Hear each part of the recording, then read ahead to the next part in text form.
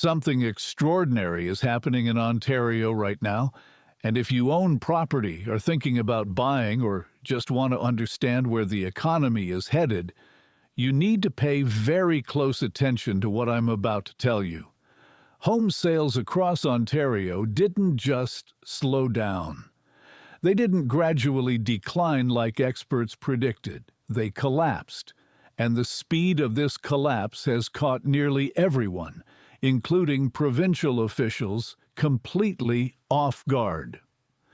We're talking about a market that was supposed to be stabilizing, a market that everyone said had found its floor, suddenly dropping through that floor in ways that have left real estate boards scrambling to explain what went wrong. If you want to stay ahead of what's happening in the Canadian housing market and understand how these changes could affect your financial future, make sure you hit that subscribe button right now and turn on notifications, because the information in this video could genuinely change how you think about real estate in this country. Let me take you back just a few months ago. Ontario officials were feeling cautiously optimistic. The Bank of Canada had started cutting interest rates after what felt like an eternity of aggressive hikes. Mortgage rates were finally coming down, and the general sentiment among policymakers and real estate professionals was that the worst was behind us.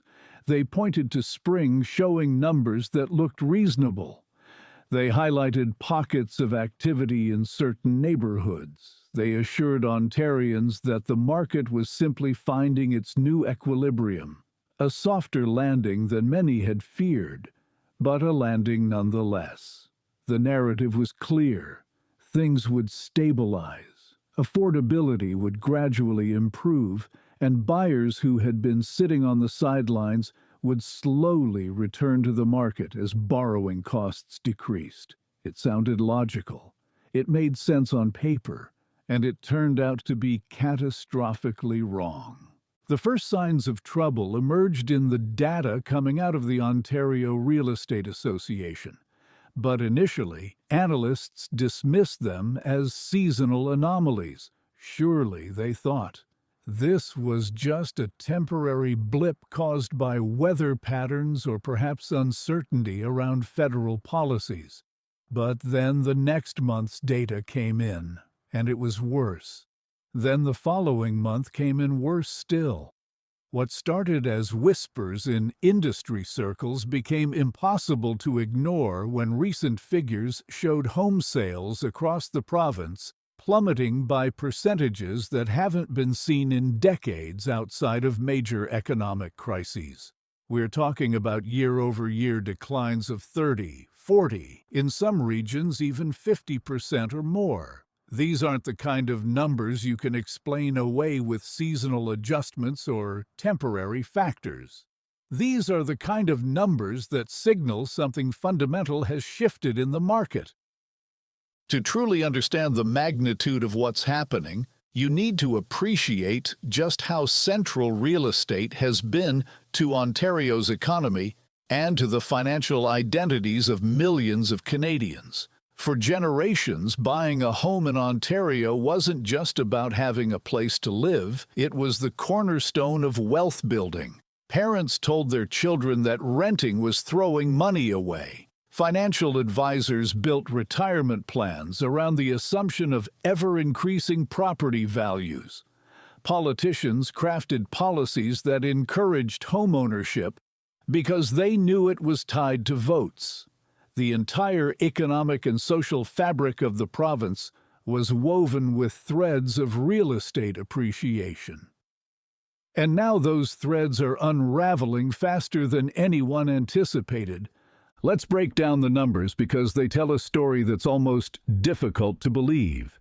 In the Greater Toronto Area alone, which represents the heart of Ontario's housing market, sales activity has fallen to levels not seen since the depths of the 2008 financial crisis. And here's what makes this even more alarming. During 2008, the entire global financial system was on the brink of collapse. Banks were failing. Credit markets were frozen. There was genuine fear that the world economy might enter a depression. Today, there is no such global crisis. The stock market is near record highs. Unemployment, while ticking up slightly, remains historically low. Consumer spending has been resilient, and yet Ontario's housing market is behaving as if we're in the middle of an economic catastrophe. That disconnect is what has officials so deeply concerned. The collapse isn't happening uniformly across the province either, which adds another layer of complexity to the situation. In some regions, the decline has been relatively modest, perhaps 15 to 20% below normal levels. But in other areas, particularly in the outer suburbs and commuter towns that saw explosive growth during the pandemic, sales have essentially evaporated. Communities that were once bidding war battlegrounds, where homes sold within hours of listing for hundreds of thousands over asking, now sit with properties lingering on the market for months with no offers whatsoever. The inventory of unsold homes has ballooned to levels that haven't been recorded in over a decade. Sellers who bought at the peak in 2022 are now facing the horrifying reality that they may owe more on their mortgages than their homes are currently worth. So what exactly happened? How did a market that was supposed to stabilize suddenly go into freefall? The answer lies in a perfect storm of factors that converged at precisely the wrong moment. First, there's the affordability crisis that has been building for years. Even with interest rates coming down, housing prices in Ontario remain astronomical by any reasonable measure. The average home in the GTA still costs well over $1 million. In a healthy market, lower interest rates would typically stimulate buying activity because monthly payments become more manageable. But rates haven't fallen far enough or fast enough to offset the staggering principal amounts that buyers need to borrow. When you need to take on an $800,000 mortgage just to buy a modest townhouse in a commuter suburb, a 1% reduction in interest rates simply isn't enough to make that math work for most families. The second factor is what economists call buyer exhaustion. After years of being priced out of the market, many potential buyers have simply given up. They're no longer checking listings every morning. They're no longer getting pre-approved for mortgages. They've accepted that home ownership may not be in their future, at least not in Ontario. This psychological shift is enormously significant because housing markets depend on a constant flow of new buyers entering the system. When that pipeline dries up, when young people decide that buying a home is a fool's errand, the entire market structure begins to crumble. We're seeing this play out in real time across the province.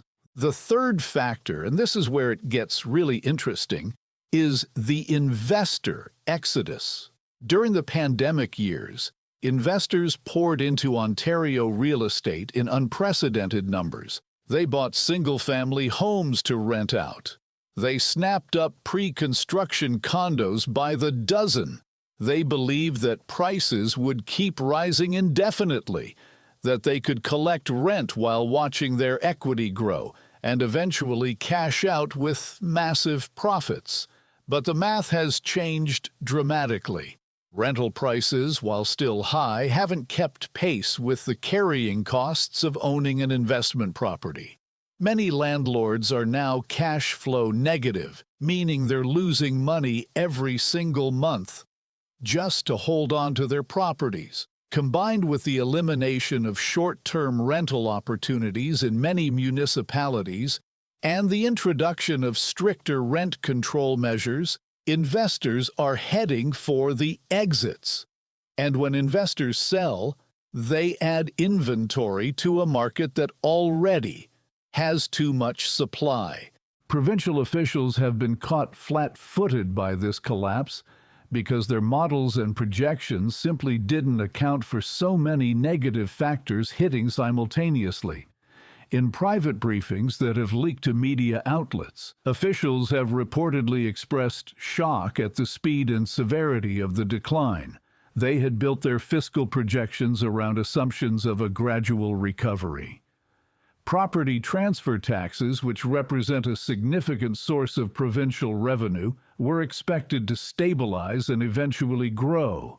Development charges, which fund infrastructure projects across the province, were projected to remain robust. Instead, those revenue streams have cratered, creating budgetary headaches that will ripple through government programs for years to come. The human stories behind these statistics are equally compelling and often heartbreaking. Consider the young couple who stretched every dollar to buy their first home in 2022, convinced that if they didn't get into the market immediately, they would be priced out forever.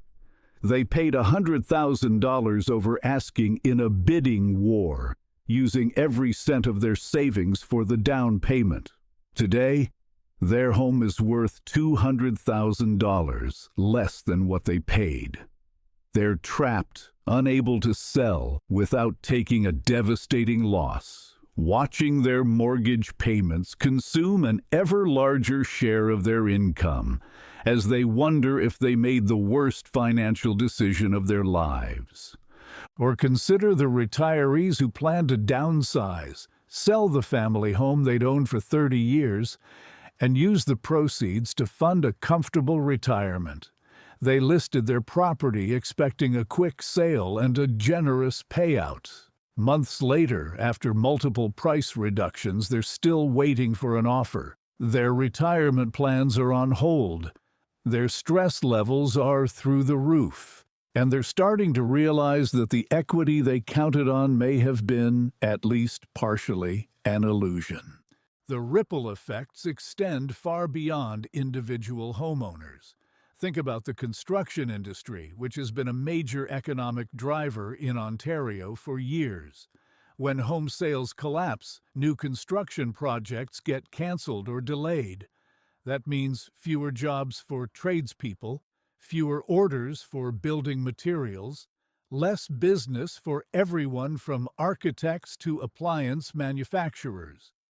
Small businesses that cater to homeowners, everything from furniture stores to landscaping companies, see their customer bases shrink. Lawyers who specialize in real estate transactions find their phones going quiet. The economic interconnections are staggering, and the damage is only beginning to be felt. What makes this situation particularly troubling is that there's no obvious off-ramp. Typically, when housing markets decline, lower prices eventually attract bargain hunters back into the market. But that assumes prices fall far enough to create genuine value opportunities. In Ontario, even with recent declines, prices remain so elevated that they're still out of reach for most buyers. A 10 or even 20% price decline in a market that rose by over 50% in just a few years doesn't suddenly make homes affordable. It just makes them slightly less unaffordable. The structural imbalance between incomes and housing costs remains largely intact. Government responses so far have been tentative and, critics would argue, woefully inadequate. There have been discussions about extending mortgage amortization periods to lower monthly payments, but that doesn't address the fundamental problem of prices being disconnected from what people can actually pay. There have been promises to speed up housing construction, but new supply takes years to come to market.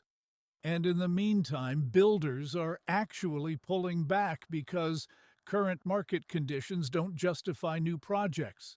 There have been calls for demand-side interventions like expanded first-time buyer incentives, but throwing more borrowed money at an affordability crisis just kicks the can down the road while adding to household debt burdens. Some analysts are now warning that what we're witnessing in Ontario could be the beginning of a broader correction that spreads to other provinces. British Columbia's market has shown similar weakness. Quebec is starting to see cracks appear. Even Alberta, which has been held up as a bright spot due to relative affordability and strong employment growth, is beginning to show signs of cooling. If Ontario's collapse accelerates further, the psychological contagion effect could undermine confidence in Canadian real estate more broadly. After all, if the country's largest and historically most resilient market can crumble this quickly, what does that say about everywhere else? The political implications are equally significant. Housing affordability has been a top voter concern for years, and governments at all levels have promised solutions that never materialized. Now, ironically, prices are falling, but in a way that creates new sets of losers without necessarily helping those who were priced out to begin with. Existing homeowners are watching their net worth evaporate. First-time buyers remain stuck on the sidelines because even lower prices don't help. If lending standards tighten and job security becomes uncertain, politicians who tied their fortunes to promises of real estate stability are scrambling to reframe the narrative, but voters are increasingly skeptical of empty promises. There's also a growing conversation about what this means for Canada's economic model more broadly. For decades, Canada has relied heavily on real estate as an engine of growth and wealth creation. When housing markets were booming, everything seemed fine. GDP growth looked healthy. Household wealth on paper reached record highs. Consumer confidence remained buoyant. But that model was always built on a somewhat precarious foundation. It assumed that prices would continue rising, that immigration would perpetually increase housing demand, that interest rates would remain accommodative, and that Canadians would continue prioritizing home ownership over all other financial goals. Each of those assumptions is now being questioned, and the implications of getting this wrong are enormous. What happens next is genuinely uncertain, and anyone who claims to know with confidence is probably selling something. We could see further price declines as distressed sellers are forced to liquidate properties they can no longer afford to carry. We could see a stabilization if interest rates fall significantly further and provide meaningful relief to borrowers. We could see government interventions that artificially prop up the market, kicking the can down the road but preventing a more severe correction. Or we could see some combination of all of these scenarios playing out differently in different regions across the province. The only thing that seems certain is that the era of easy gains in Ontario real estate is definitively over. For those watching this video who are trying to figure out what to do with this information, here's my honest assessment. If you currently own a home in Ontario and you're planning to stay there for the foreseeable future, market fluctuations are less relevant to your daily life than they might seem. Your home provides shelter and stability, and its paper value matters less than your ability to comfortably carry the mortgage. If you're an investor holding properties that are bleeding cash every month, you need to seriously evaluate whether hoping for a recovery that may never materialize makes sense compared to cutting your losses now. If you're a prospective buyer who has been waiting on the sidelines, patience might continue to be rewarded, but understand that timing the absolute bottom of a market is nearly impossible, and that buying a home should ultimately be about your life circumstances rather than investment speculation. The broader lesson here is about the dangers of collective assumptions. For years, almost everyone in Ontario assumed that real estate only went up. That assumption became so deeply embedded in our collective consciousness that questioning it was almost seen as naive or pessimistic. But markets don't care about our assumptions. They respond to fundamental forces of supply, demand, affordability, and sentiment. When those fundamentals shift, prices shift too, often more quickly and dramatically than anyone anticipates. Ontario is learning this lesson the hard way right now. As I wrap up this video, I want to emphasize that I'm not trying to spread doom and gloom for its own sake. There are still many positive aspects to Ontario's economy and to its communities. People will continue to need homes, life will go on. But pretending that everything is fine when the data clearly shows otherwise doesn't serve anyone's interests. Ontarians deserve honest conversations about what's happening in their housing market, why it's happening, and what it means for their futures. They deserve leaders who will acknowledge the severity of the situation rather than offering false reassurances. And they deserve access to information that helps them make better decisions for themselves and their families. Thank you so much for watching this video all the way through. If you found this analysis valuable and want to stay informed about the ongoing developments in Canadian real estate, please hit that like button because it really does help this video reach more people who need to see it. Leave a comment below with your thoughts on what's happening in your local market because I genuinely want to hear from viewers across the province about what you're seeing on the ground. And if you haven't already, please subscribe to this channel because we're going to continue following this story as it unfolds and bringing you the kind of in-depth analysis you won't find anywhere else. The situation in Ontario's housing market is evolving rapidly, and I promise to keep you informed every step of the way. Take care of yourselves, make smart financial decisions, and I'll see you in the next video.